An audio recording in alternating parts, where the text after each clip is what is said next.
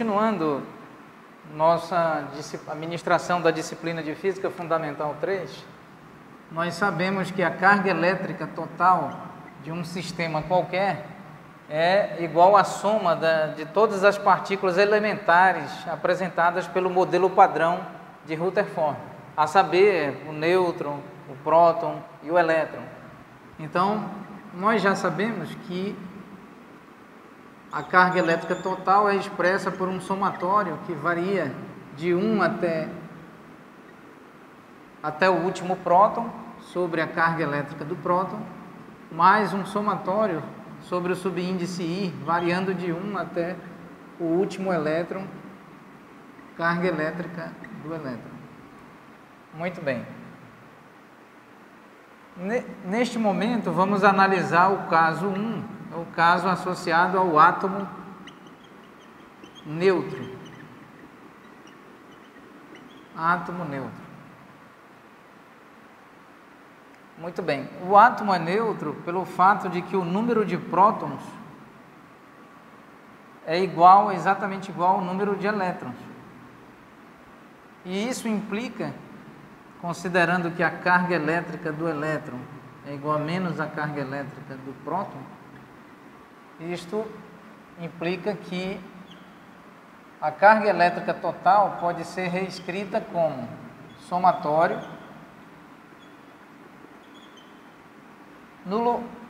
substituindo o número total de prótons pelo número total de elétrons, uma vez que nós temos essa característica. Também substituindo a carga elétrica do próton por menos a carga elétrica do elétron. Então nós temos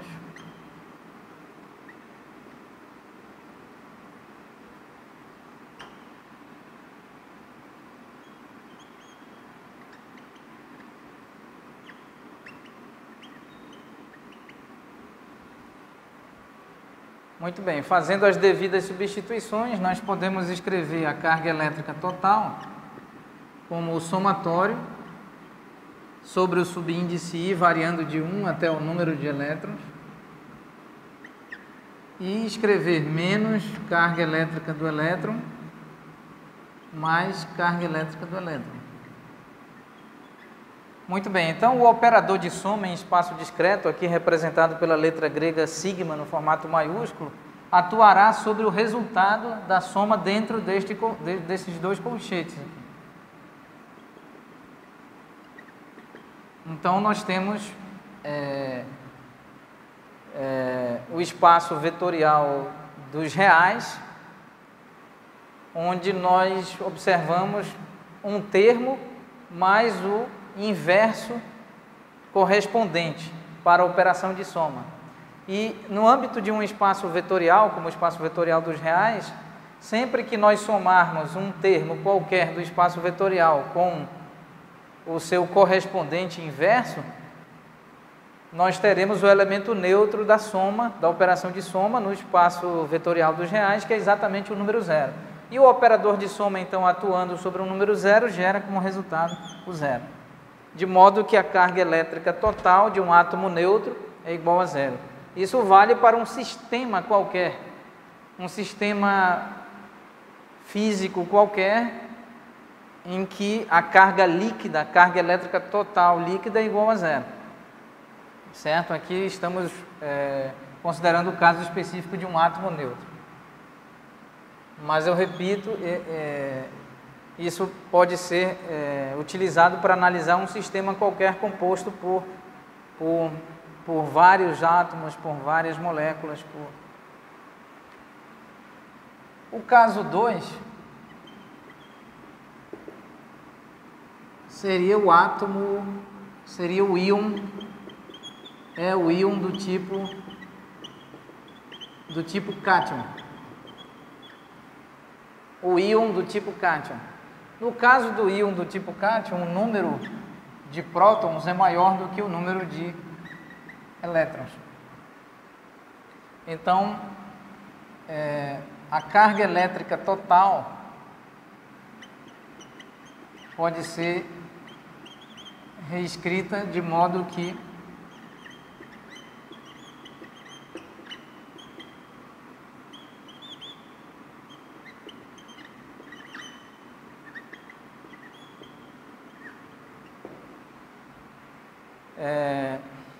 considerando que a carga elétrica do elétron é igual a menos a carga elétrica do próton, e substituindo em um dos somatórios, nós temos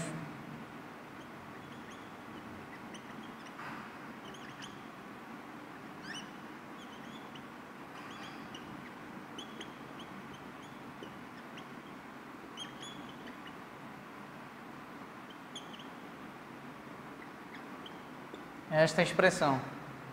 Agora observe, nós temos dois operadores de soma, um que opera sobre a carga elétrica do próton subíndice I e outro que opera sobre menos a carga elétrica do próton subíndice I.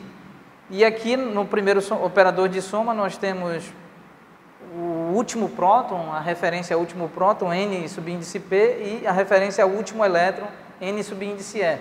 Uma vez que o número de prótons é maior do que o número de elétrons, então este resultado, observem o sinal de menos, este resultado, o resultado da soma dos dois conjuntos de somas, em outras palavras, a soma dos dois somatórios gerará certamente um resultado maior do que zero.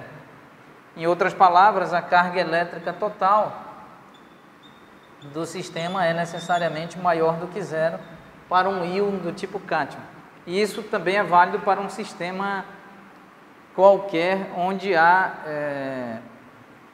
perda de elétrons. Considere então um sistema, se supusermos um sistema qualquer, inclusive macroscópico, no qual ocorre a perda de elétrons, então nós temos carga elétrica total igual a zero, e este tal sistema estaria eletrizado positivamente, por assim dizer. Então, quando que o íon é do tipo cátion? Quando a sua carga elétrica total é maior do que zero, em virtude do fato de que o número total de prótons é maior do que o número total de elétrons. Muito bem. Analisando o caso 3, o caso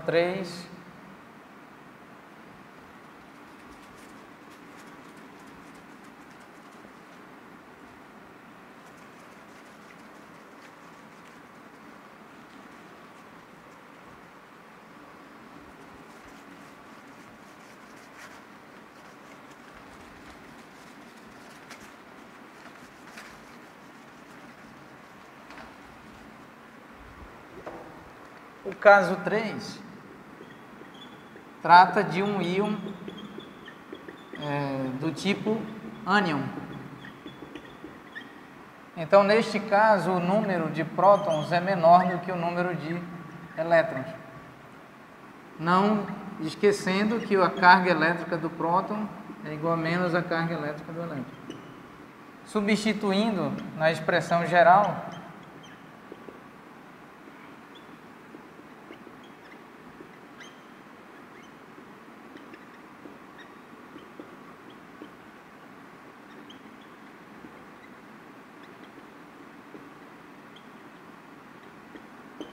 nós temos então a soma de dois conjuntos de soma. Então, em outras palavras, a soma de dois somatórios. Observem bem a desigualdade. O número de prótons é menor do que o número de elétrons, de modo que esta soma de dois somatórios gerará necessariamente um número menor do que zero. O que implica, portanto, que a carga elétrica total de um íon do tipo ânion é menor do que zero.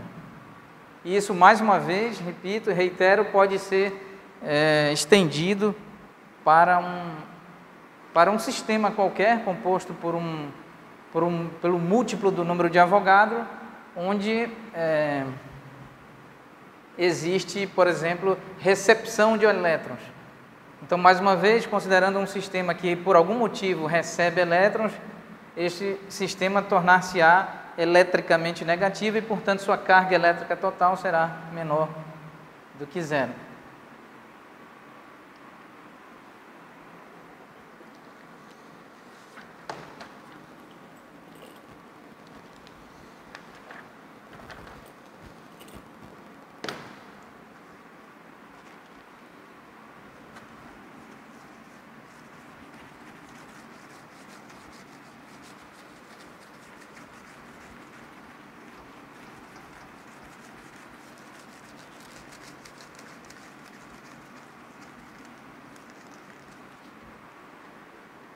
Um princípio, vamos agora apresentar o princípio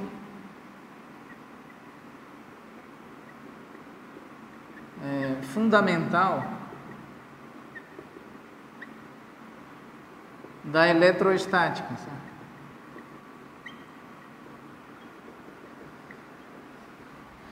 Qual seja, de que cargas elétricas, de que estruturas materiais dotadas de massa e de carga elétrica positiva, por exemplo, aqui nós temos duas estruturas materiais dotadas de massa e de carga elétrica, ambas com cargas elétricas positivas. Neste caso, nós temos experimentalmente, empiricamente, fenomenologicamente, medido em laboratório, o fato experimental de que a força elétrica entre essas duas estruturas materiais dotadas de carga elétrica positivas, essa interação, essa força de repulsão. E é também observado laboratorialmente que quando as cargas elétricas são negativas, ambas negativas, nós temos força elétrica do tipo repulsão.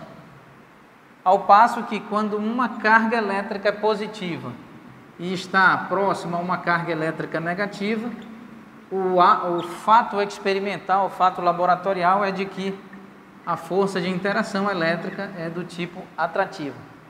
Este é um princípio fundamental do eletromagnetismo, mais especificamente da eletroestática.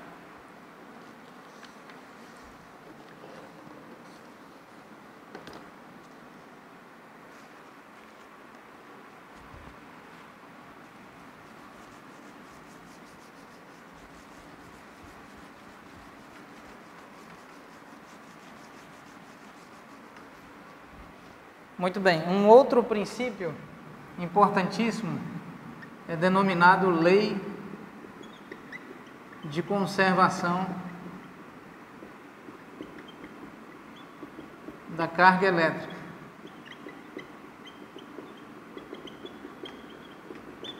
Lei de conservação da carga elétrica.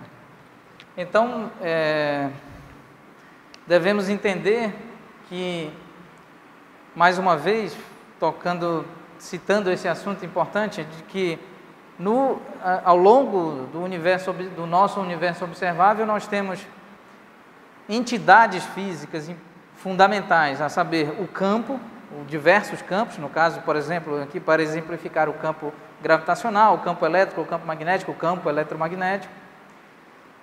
E nós temos matéria, nós temos energia, e o que é possível verificar é que em nível clássico, em nível de eletromagnetismo clássico, ressaltando que nós temos uma outra teoria eletromagnética muito mais ampla, mais complexa, mais sofisticada, mais poderosa, por assim dizer, chamada eletromagnetismo quântico. Porém, no âmbito do eletromagnetismo clássico, a carga elétrica ela é conservada. Então, nós temos uma lei de conservação de carga elétrica, desprezando os efeitos quânticos associados à interação de uma estrutura material dotada de massa e carga elétrica quando interage com algum campo, especialmente com o campo eletromagnético. No âmbito quântico podem haver interações, pode haver mudança da estrutura de massa, e essa estrutura de massa, com energia condensada, se transformar em ondas eletromagnéticas, em radiação. E isso é tratado pela estatística quântica, pela mecânica estatística quântica. Então, nós desprezaremos os efeitos estatísticos quânticos sobre a matéria, sobre a carga elétrica, e trataremos aqui exclusivamente de eletromagnetismo clássico. Neste contexto, a lei de conservação de carga elétrica pode ser entendida da seguinte forma. Vamos tentar ilustrar. Então, vamos considerar um sistema isolado, completamente isolado. O que é um sistema isolado? É um sistema que não troca, ou seja, que não permite fluxo de energia e de matéria entre o interior do sistema e o meio exterior, certo? De modo que, eu repito, um sistema isolado não permite o fluxo, não permite a troca de matéria e de energia entre o interior do sistema e o meio exterior. Muito bem, então vamos considerar este tal sistema isolado pictoricamente e analisar e considerar, supor que existem alguns subsistemas. Os subsistemas compondo o maior sistema. Então nós temos um subsistema com carga elétrica Q1, um subsistema com carga elétrica Q2, um subsistema com carga elétrica Q3, até um subsistema com carga elétrica Qn. Muito bem, então a lei de conservação de carga elétrica permite afirmar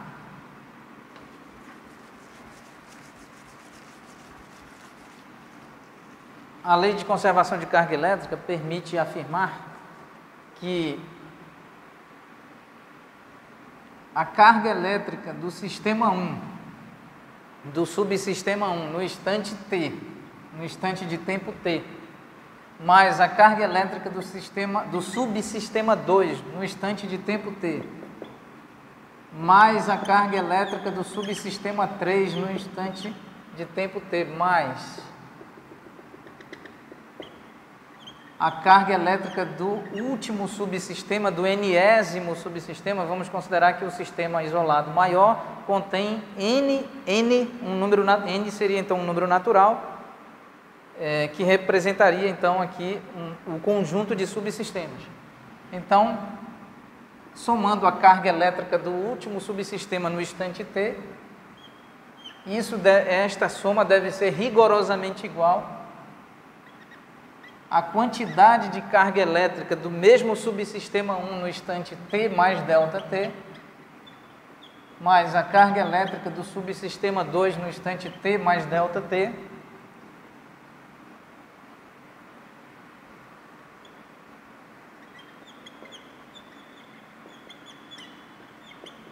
mais a carga elétrica do subsistema 3 no instante t mais ΔT, mais a carga elétrica do enésimo subsistema no instante t mais ΔT.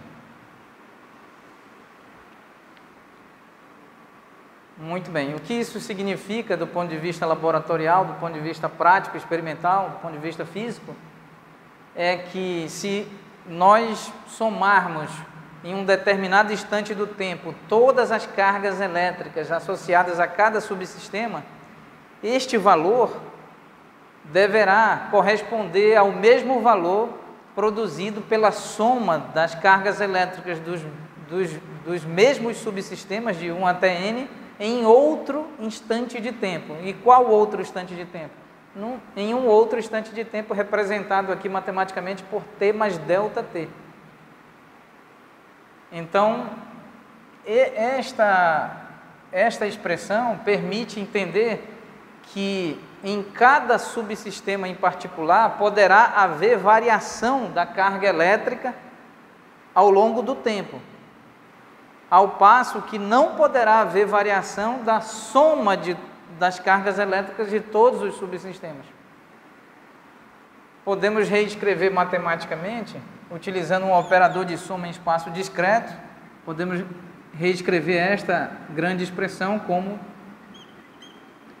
a soma de todas das cargas elétricas de todos os subsistemas no instante t, exatamente, rigorosamente igual à soma de todas as cargas elétricas, das cargas elétricas de todos os subsistemas no instante t mais ΔT. E ΔT, vale ressaltar que ΔT é um intervalo de tempo,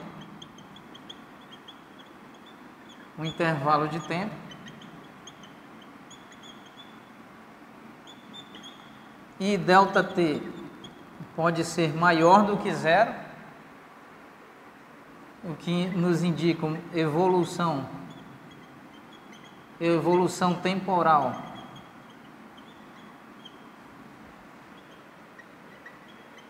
para o futuro, ou mesmo ΔT menor do que zero, indicando, por sua vez, evolução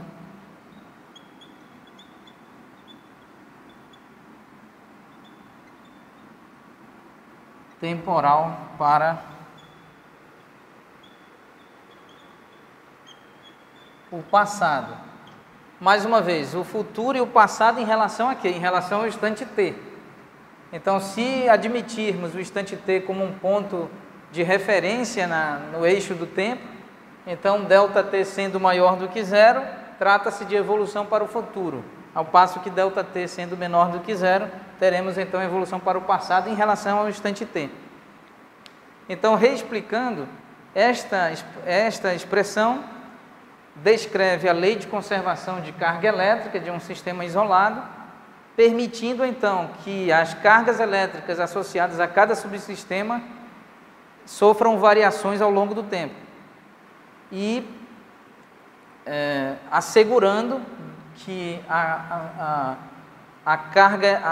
o somatório de todas as cargas elétricas permaneça então um valor único e constante ao longo do tempo, de modo que não há perda de carga elétrica ou recebimento de carga elétrica, seja por métodos clássicos ou por considerações quânticas.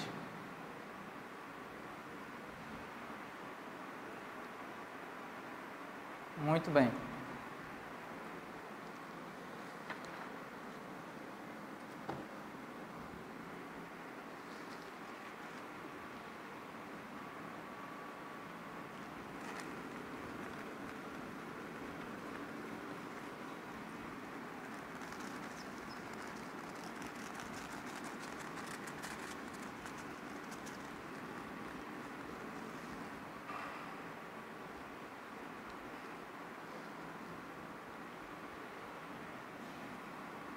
Neste momento, vamos fazer aqui breve referência aos processos de eletrização, rapidamente.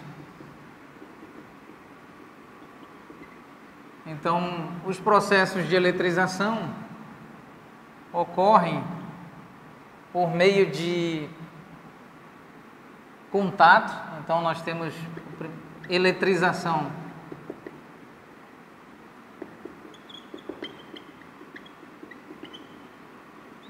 por contato entre dois sistemas,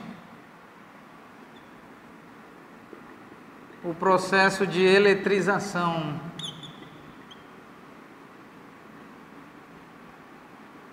por atrito entre dois sistemas, o processo de eletrização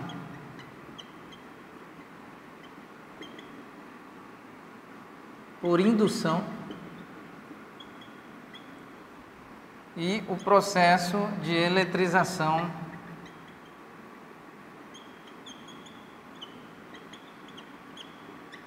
por efeito fotoelétrico.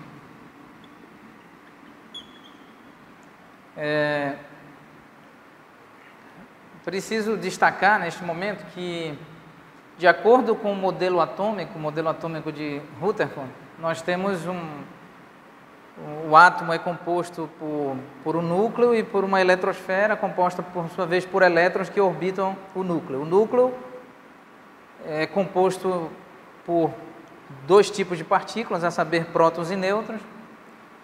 E do ponto de vista energético, é muito mais fácil, do ponto de vista energético, retirar elétrons do átomo ou inserir elétrons no átomo, em comparação a retirar prótons ou nêutrons do átomo ou inserir prótons ou nêutrons no átomo. Então, a diferença, a ordem de grandeza é elevada. Do ponto de vista, o gap energético é extremamente elevado, de modo que quando se trata de processos de baixa energia, de fenômenos, de eventos, de ocorrências de baixa energia, o que ocorre estatisticamente é que a matéria, a substância, a estrutura, o sistema, ou mesmo as moléculas e os átomos, em geral, eles perdem elétrons do ambiente da eletrosfera, especialmente os elétrons que estão menos intensamente acoplados ao núcleo, não é? Que nós podemos então classificar como elétrons da camada de valência, por exemplo, que seriam elétrons muito menos acoplados do ponto de vista da energia potencial elétrica em relação ao núcleo. Então, todo esse processo de eletrização aqui citado ocorre em baixas energias, em fenômenos de baixas, em contextos fenomenológicos de baixa energia e, portanto, o processo de eletrização ocorre no âmbito da eletrosfera. Ou a estrutura perde elétrons ou ela recebe elétrons. E não, repetindo, não troca elementos do núcleo, ou seja, não troca prótons e não troca nêutrons. Estes primeiros 3 processos de eletrização por contato, por atrito e por indução, em geral, podem ser tratados pelo eletromagnetismo clássico, ao passo que o processo de eletrização por efeito fotoelétrico deve ser tratado por meio da mecânica quântica, da eletrodinâmica quântica e da mecânica estatística quântica. E aqui, embora estejamos tratando de eletromagnetismo clássico, vale destacar que existe um outro processo de eletrização.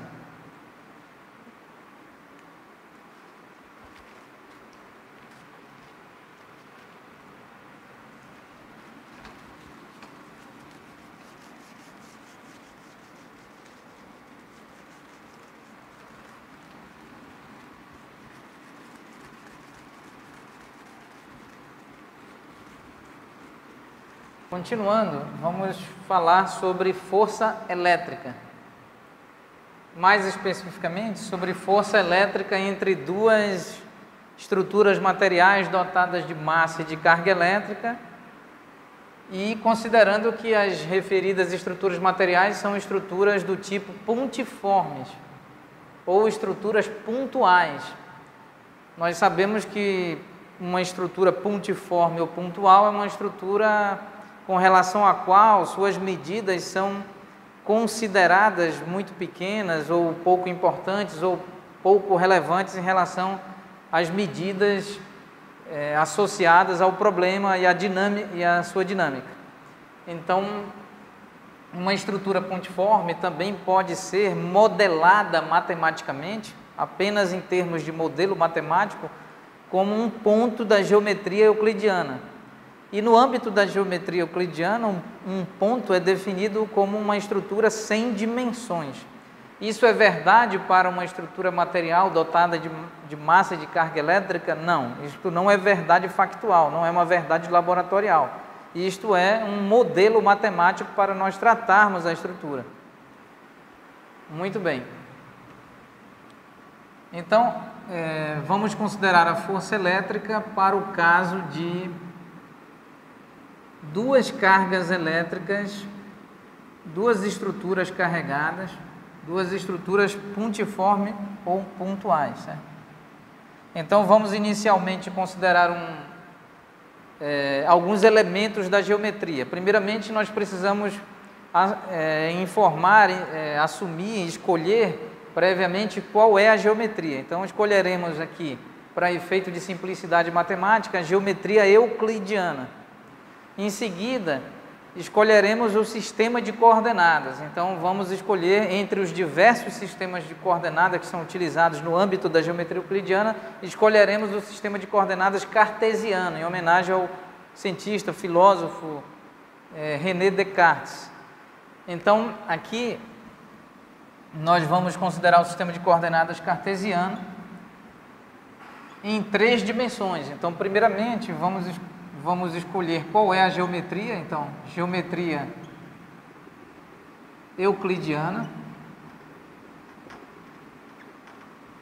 de 3 dimensões.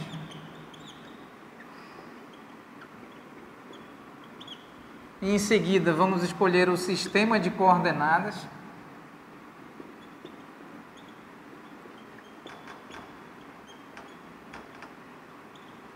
no caso o sistema de coordenadas cartesiano, e em seguida devemos escolher um conjunto de versores de base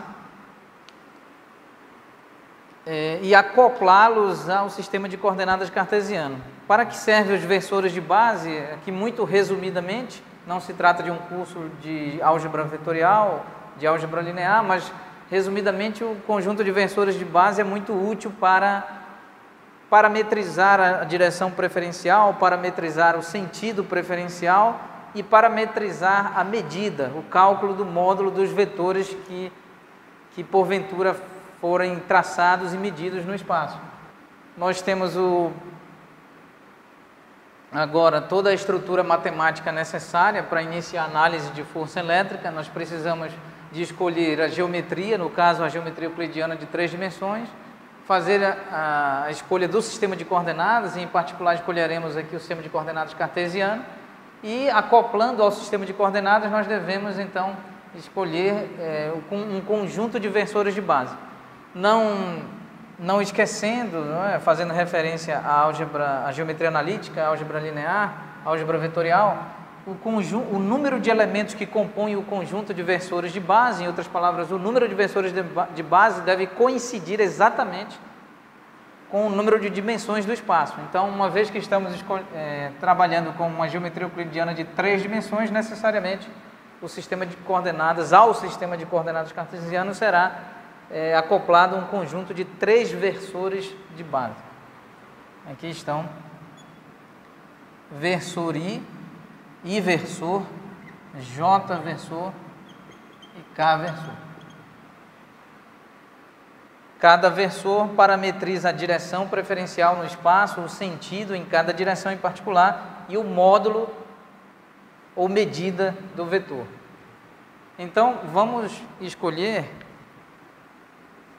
agora vamos considerar 2 cargas elétricas pontiformes ou pontuais.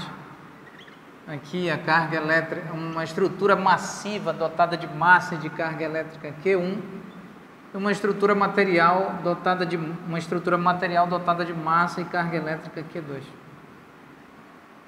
Então vamos considerar 2 vetores, cada vetor localizando em um espaço de 3 dimensões cada uma das cargas elétricas.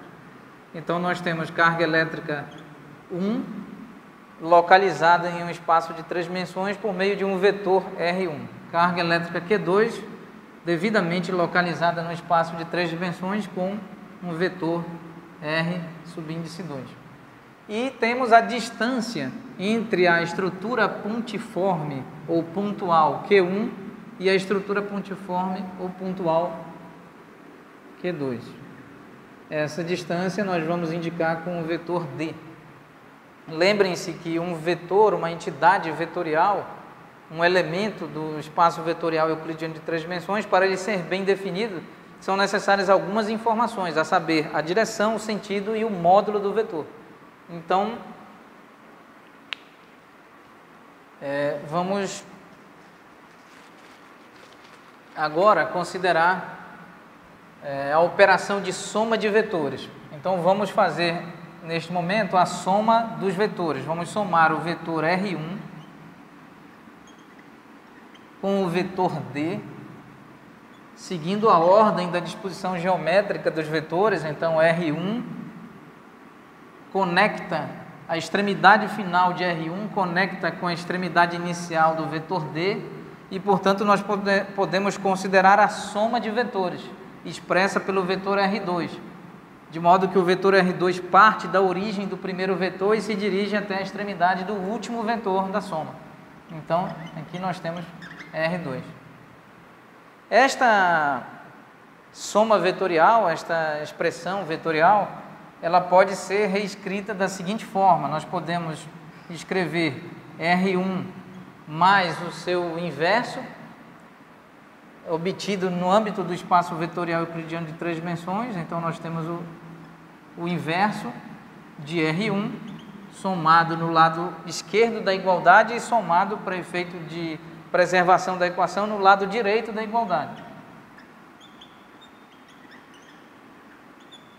Então, se somarmos em ambos os lados da igualdade, nós preservamos o resultado da equação, a estrutura da equação. Então, R1 mais menos R1 gera o vetor denominado vetor nulo. O vetor nulo seria o elemento neutro da operação de soma no âmbito do espaço vetorial euclidiano de 3 dimensões, mais D, igual a R2 menos R1. Continuando, de acordo com a álgebra linear, nós sabemos que a soma de um vetor com o elemento neutro correspondente à operação, no caso a operação de soma. Então, para a operação de soma nós temos um elemento neutro, e também para qualquer que seja a operação teremos um elemento neutro particular. Então, neste caso, se trata de um elemento neutro, então a soma do elemento neutro com o vetor D gera exatamente o vetor D. Então, o vetor D pode ser reescrito como R2 menos R1, fazendo uso de conceitos e definições e demonstrações já estudadas em outras disciplinas, certo? De matemática. Então, a lei de Coulomb, a lei experimental de Coulomb,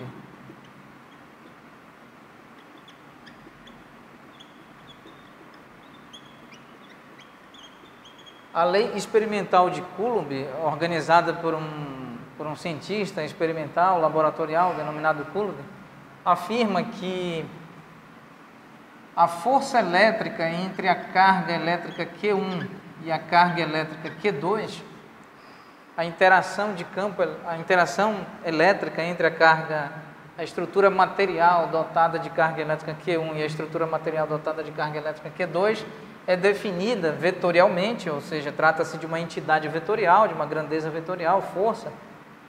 Ela é definida como Q1 multiplicado por Q2 dividido por 4πε subíndice 0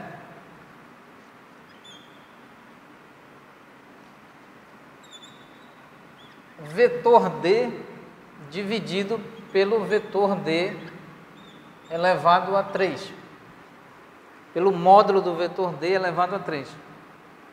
Esta é a estrutura vetorial da força elétrica para o caso de duas cargas elétricas pontuais ou pontiformes. Vale ressaltar que 1 dividido por 4πε0 é aproximadamente igual a 10 elevado a 9 Newton metro elevado a 2 dividido por Coulomb elevado a 2. Este resultado está associado à situação experimental, laboratorial, quando as duas cargas elétricas estão interagindo entre si, em um espaço euclidiano de 3 dimensões, onde se determina, onde se observa o vácuo clássico, mais especificamente. E esta grandeza aqui, epsilon subíndice 0, é aproximadamente igual, observando minhas notas de aula, é aproximadamente igual a 8,8 10 elevado a menos 12 Coulomb elevado a 2 Newton metro elevado a 2. Estes resultados, esta grandeza é denominada permissividade elétrica do vácuo.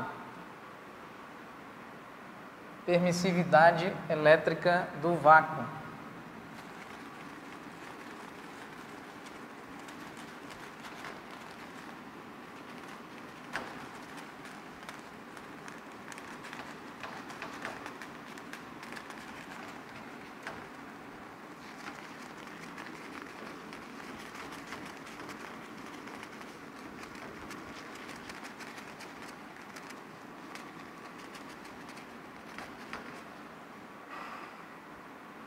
Então, epsilon subíndice 0 é uma medida observada laboratorialmente denominada permissividade elétrica